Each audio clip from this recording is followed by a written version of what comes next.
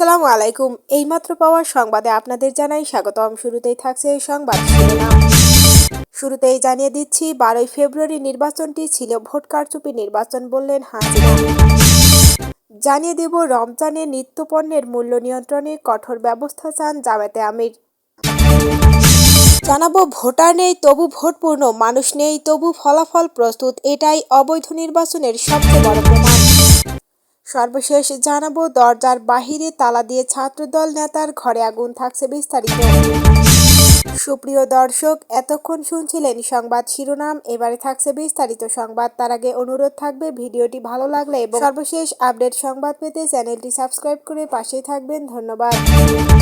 12ই ফেব্রুয়ারি নির্বাচনটি ছিল ভোট কারচুপি নির্বাচন বললেন জননেত্রী শেখ হাসিনা। ভোটার নেই তবু ভোটপূর্ণ, মানুষ নেই তবু ফলাফল প্রস্তুত, এটাই অবৈধ নির্বাচনের সবচেয়ে বড় প্রমাণ। কুড়িগ্রাম 1 আসন, কেন্দ্র নম্বর 171, মোট ভোট 2172, ভোট কাস্ট 2172, অর্থাৎ 100% ভোট কাস্ট। একটিও ভোট বাদ যায়নি, একটিও মানুষ অনুপস্থিত ছিল না। এটি নির্বাচন নয়, এটি নির্লজ্জ ইতিহাস।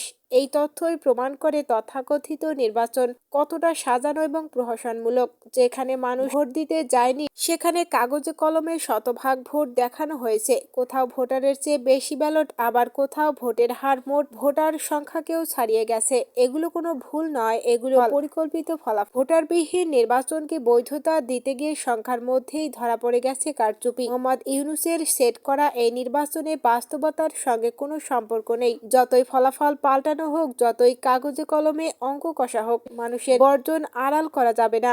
বাংলাদেশ নির্বাচন কমিশন এই প্রহসনের দায় এড়াতে পারে না, কারণ এই নির্বাচন জনগণের অংশগ্রহণে হয়নি, হয়েছে প্রশাসনিক নির্দেশে।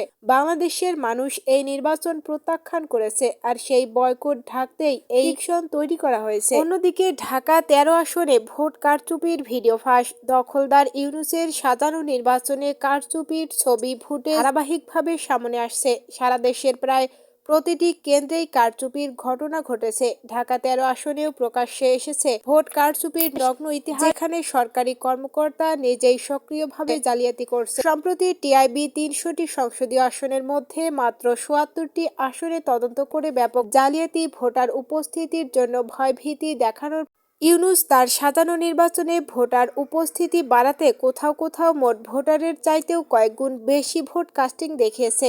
অবৈধ দখলদার ইউনূসের সাজানো নির্বাচন কোনোভাবেই গ্রহণযোগ্য নয় এবং জনগণ ভোট বর্জন করার মাধ্যমে বুঝিয়ে দিয়েছে বাংলাদেশ আওয়ামী লীগই সবচেয়ে জনপ্রিয় দল। রমজানে নিত্যপণ্যের মূল্য নিয়ন্ত্রণে কঠোর ব্যবস্থা চান জামায়াতে আমির। পবিত্র রমজান মাসে নিত্যপণ্যের মূল্য নিয়ন্ত্রণে বর্তমান সরকারকে কঠোর ও কার্যকর ব্যবস্থা নেওয়ার আহ্বান জানিয়েছেন জামায়াতে আমির ডক্টর শফিকুর রহমান। গণমাধ্যমে পাঠানো এক বিবৃতিতে দেশবাসীর প্রতি মাহে রমজানের পবিত্রতা বজায় রাখার আহ্বান জানান তিনি। জামায়াতে আমির বলেন, মাহে রমজান রহমত, মাগফিরাত ও নাজাতের সওগাত আমাদের মাঝে সমাগত। এ মাসের শেষ 10 দিনের মধ্যে রয়েছে পবিত্র লাইলাতুল কদর নামে একটি বরকতময় মহিমান্বিত রাত, যা হাজার মাসের চেয়ে উত্তম। রমজান মাস তাকওয়া, সহনশীলতা, চর্চা ও পরস্পরের প্রতি সহানুভূতি প্রদর্শনের মাস। জামায়াতে আমির বলেন, পবিত্র রমজান মাস উপলক্ষে দেশের সার্বিক আইন শৃঙ্খলা পরিস্থিতি, দ্রব্যমূল্যের ঊর্ধ্বগতি এবং সাধারণ মানুষের জীবনমান উন্নয়নের বিষয়ে নতুন সরকারকে বিশেষ নজর দিতে হবে। ফ্যাসিবাদের দোসর অসাধু ব্যবসায়ীরা এখনো সমাজের বিভিন্ন স্তরে সক্রিয় রয়েছে। তারা যেন নিত্য প্রয়োজনীয় দ্রব্য ও ইফতার সামগ্রিক মূল্য বাড়াতে না পারে, সে লক্ষ্যে বর্তমান সরকারকে কঠোর ও কার্যকর ব্যবস্থা নিতে হবে। 6টি ব্যালট ভর্তি বাক্স সরিয়ে রেখে ফল প্রকাশ। নির্বাচনের 4 দিন পর উদ্ধারে বিক্ষুব্ধ রংপুরবাসী, ইউএনও আটক। নির্বাচনের 4 দিন পরে বাংলাদেশে উদ্ধার হচ্ছে পরাজিত প্রার্থী নির্বাচনী প্রতীকে ছিলমারা লুকিয়ে রাখা ব্যালট ভর্তি বাক্স।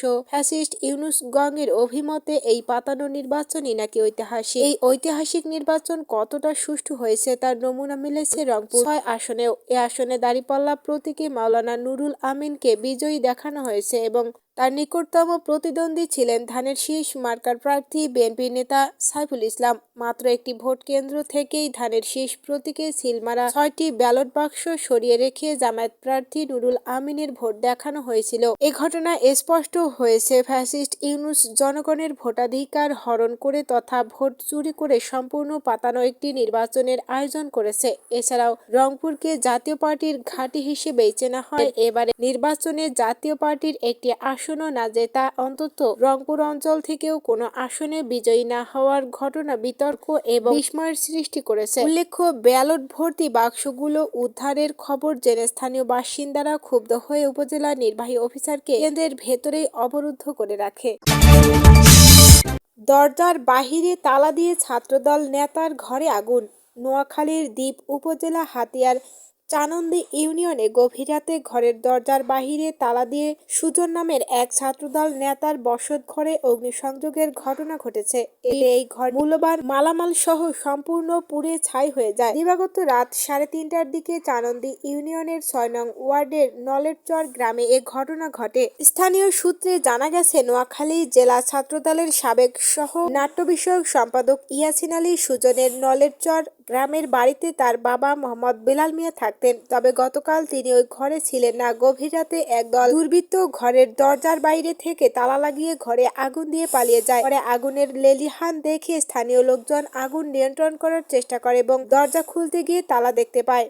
আগুনে বসত ঘরের বিভিন্ন আসবাবপত্র সহ মূল্যবান মালামাল পুড়ে ছাই হয়ে যায়। ক্ষতিগ্রস্ত ছাত্রদল নেতা ইয়াসিন আলী সুজন বলেন, আমার বাবা ঘরে না থাকায় প্রাণে রক্ষা পেয়েছেন। হাতিয়া থানার ভারপ্রাপ্ত কর্মকর্তা ওসি মোহাম্মদ সাইফুল আলম বলেন, খবর পেয়ে পুলিশ ঘটনাস্থল পরিদর্শন করেছে। ভুক্তভোগী পরিবার লিখিত অভিযোগ দিলে তদন্ত সাপেক্ষে প্রয়োজনীয় আইনগত ব্যবস্থা গ্রহণ করা হবে।